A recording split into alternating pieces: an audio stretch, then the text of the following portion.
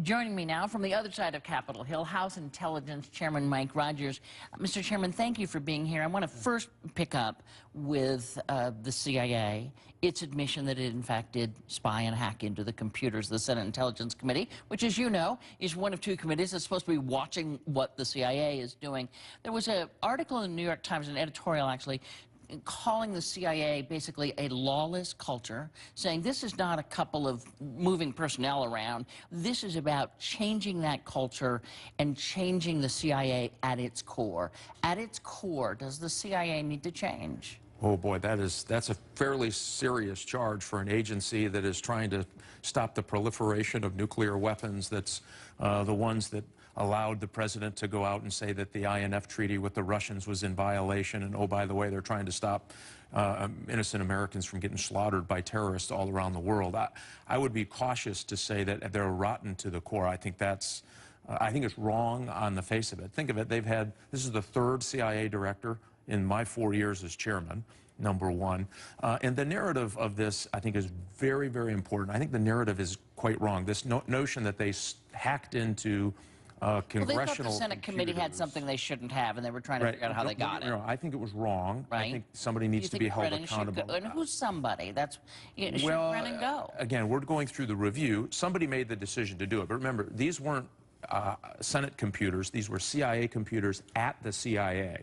And so I think that you have to take that into consideration when you're walking through. Like kind of dancing on the head of a pin. Well, no, in the sense that it's a bit complicated, but the story, when briefed by the IG, it makes you stop and pause and say, somebody needs to be held accountable. This is very serious, but I don't think this is some conspiracy notion that they wanted to spy on either of our committees. That would, of course, be intolerable. I think it would be a crime. This says that somebody overstepped their bounds by trying to figure out what the coding was on who had access to CIA computers and CIA spaces. That's a little bit different than spying on Congress, in my mind. Still serious breach. It's a very serious breach of trust. But I don't think this should be taken and extrapolated that every CIA officer out there is operating under this culture of lawlessness. Matter of fact, I argue that they go the extra mile. They're absolutely concerned about making sure they follow the law, especially when they're operating overseas and trying to do some really difficult work to keep America safe. In the end, though, they're responsible for the actions of their employees. And, right. and I think that in some ways, as you've heard, there have been Democrats and Republicans calling for the resignation right. of John Brennan at the CIA. Fairly or not, he's at the top. And the question here is, there's the NSA and all the things that it's been accused of doing and sort of overstepping its bounds into the privacy of Americans. Now we have the CIA and that they overstep their bounds, looking at the very committee that's supposed to be watching over the CIA. And it gives you this impression that after 9/11, we just went way too far and that we have given up too much in exchange for this safety. And that's why it's so important that the narrative be right, and it be based on the same set of facts. If we can all agree on the same set of facts, we'll have an honest dialogue about what should the intelligence community look like and what should they be doing on behalf of the United States. I think that it's tougher in the court of public opinion when the narrative is not based on data points. So if I listen to this debate without hearing the IG report, which I did this week, it sounds like they hacked into the Senate computers at the Senate offices. Shocking. But that's not what happened. And so it happened at the CIA with CIA computers. And what happened was there was a difference in the setting that allowed them to get certain information. The way they did it was, again, needs to be held accountable. Yeah.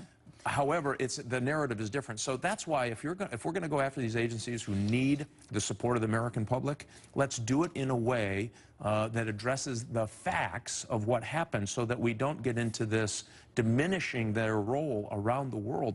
We need them at the top of their game. And I'll tell you, there's some really bright and professional people who are engaged in this activity, who are turning around, hoping America's standing with them right. When they're risking their lives for their country. Quickly, I have to turn you to the border because Governor Perry talked earlier about historic record highs of people from Afghanistan, Syria, and Pakistan coming across the Mexican-Texas border.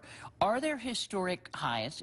Is that true? And if so, is there any reason to believe that these are people who would do us harm, that these are, in fact, terrorist-bound folks? Well, as, again, the chairman of the Intelligence Committee, we noticed a very dangerous trend a few years ago when the Iranian Quds Force, their external terrorist group, if you will, supported by the country of Iran, was planning an operation to use the southern border to infiltrate people into the United States to kill the Saudi ambassador.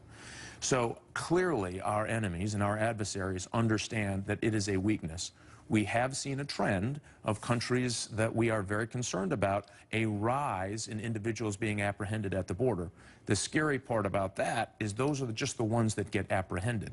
So a porous southern border is now on the advertising list for those who want to do nefarious activities entering the United States. Everything from criminal activity, gangs, we've seen that surely, human trafficking, and now you see these groups who we believe are connected in some way with terrorist organizations, at least having the understanding, and now you see the apprehensions behind it. Doesn't take a rocket scientist to figure out that they've figured out it is a weakness in our national security. Where the holes are. Yeah. Chairman Mike Rogers, thank you for coming. Thanks for having me.